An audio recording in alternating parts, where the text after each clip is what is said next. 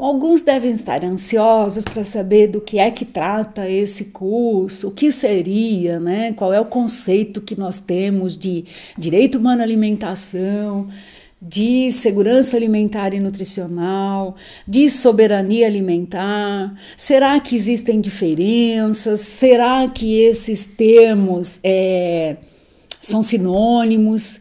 E eu resolvi já no primeiro dia, embora eu saiba que todo mundo está ainda acostumando-se com a plataforma, tentando se localizar nela, buscando conhecer quem são os outros alunos, mas vamos lá, vamos falar um pouquinho sobre esses temas, né?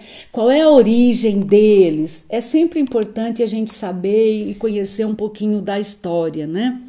Então, em 1966, a gente tem o Pacto Internacional sobre Direitos Econômicos, Sociais e Culturais, que os países da ONU, né, por um consenso, criam esse pacto. Logicamente que os países vão assinando aos poucos, o Brasil só assinou esse pacto em 92, mas já no pacto, né, nesse pacto, no PDESC, a gente tem o alimento como direito, né? Alimentação como direito. Em 96, existe uma cúpula mundial, né, da FAO. A FAO é uma das agências, né, da ONU, sobre alimentação. E nessa cúpula mundial, aparece um conceito um pouco mais elaborado de segurança alimentar, diferente daqueles que começam lá da década de 70, né? E ele chega então no seguinte conceito: o direito humano à alimentação adequada é alcançado quando todos os homens, mulheres, crianças, sozinhos ou em comunidade com outros, têm acesso físico e econômico, em todos os momentos, à alimentação adequada ou meios para sua obtenção. O direito à alimentação adequada não deve ser interpretado como um pacote mínimo de calorias, proteínas e outros nutrientes específicos.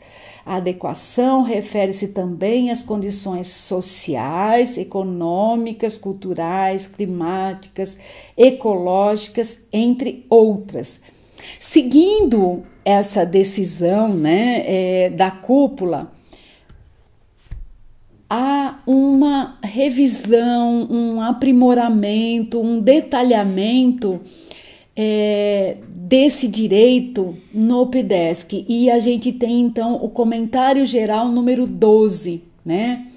E nesse comentário, o direito humano à alimentação adequada, como qualquer outro direito humano, ele vai impor 3 tipos de níveis, né, de obrigação aos estados que assinam, né? E é a obrigação de respeitar, de proteger e satisfazer esse direito, né? Então não pode ter nenhuma ação do Estado que transgrida esse direito. O Estado tem obrigação de defender o direito humano à alimentação quando, por exemplo, o mercado possa colocar alguma coisa que vá contra esse direito, e o Estado também tem a obrigação de prover esse direito, né? Por seu turno, a obrigação de satisfazer incorpora tanto a obrigação de facilitar como a obrigação de prover. Originalmente, esses 3 níveis de obrigação foram propostos da forma de respeitar, proteger, assistir, realizar.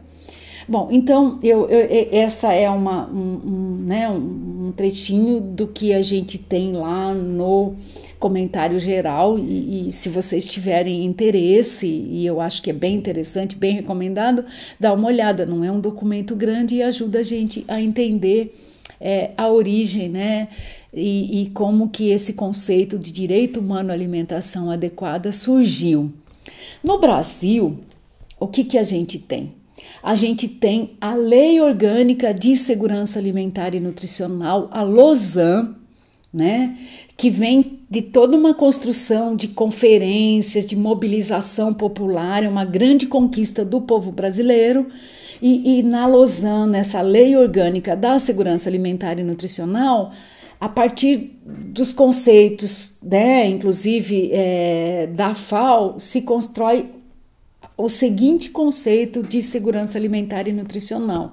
Então, para os brasileiros, a segurança alimentar e nutricional consiste na realização do direito de todos ao acesso regular e permanente a alimentos de qualidade, em quantidade suficiente, sem comprometer o acesso a outras necessidades essenciais, tendo como base práticas alimentares promotoras da saúde que respeitem a diversidade cultural e que sejam ambiental, cultural, econômica e socialmente sustentáveis. Isso está lá no artigo 3º da Lausanne. Bom, continuando esse processo para a gente chegar no CISAM, né? Então a Lausanne, ela é a lei que cria o Sistema Nacional de Segurança Alimentar e Nutricional. É a lei que transforma o CISAM numa estratégia para a garantia do direito humano à alimentação adequada. E da mesma forma que acontece lá no PIDESC, que é preciso deixar mais claro que seja o direito humano à alimentação, com esse comentário número 12, né?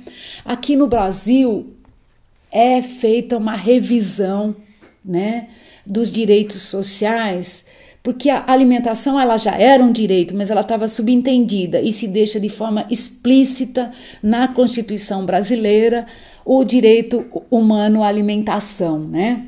Então, em 2009, o artigo 6º da nossa Constituição é corrigido e a alimentação passa a constar como um direito. Tá. Bom, então a gente já viu que o Brasil é signatário do PIDESC, o Brasil assume o compromisso de garantir o direito humano à alimentação. O Brasil adota como estratégia o CISAM para a garantia desse direito. É interessante a gente pensar nisso e lembrar que quando o município não fez ainda a adesão ao CISAM, ele está exercendo a sua autonomia, mas não há esse município, esse governante tem a obrigação legal de prover o direito à alimentação. Né? E o CISAM é uma estratégia. O que tem no CISAM? No CISAM tem a conferência, que é a forma onde nós podemos participar, toda a sociedade pode participar das conferências e avaliar os planos e propor novas alternativas, novas ações de segurança alimentar e nutricional.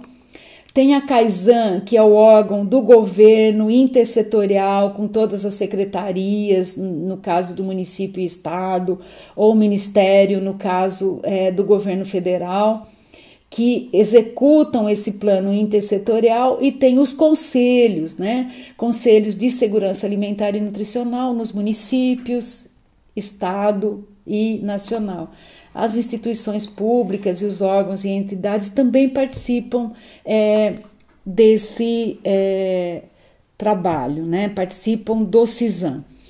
Nós temos uma política nacional de segurança alimentar e nutricional, são coisas que nós vamos voltar a discutir, mas é bem importante a gente perceber que os princípios são a intersetorialidade, né? Para garantir o direito à alimentação, nós precisamos de todos os setores da sociedade e do governo, né?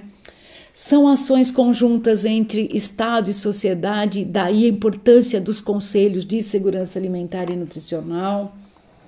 Busca a equidade, né? Busca reduzir as diferenças entre nós, aquelas que não precisam existir, né?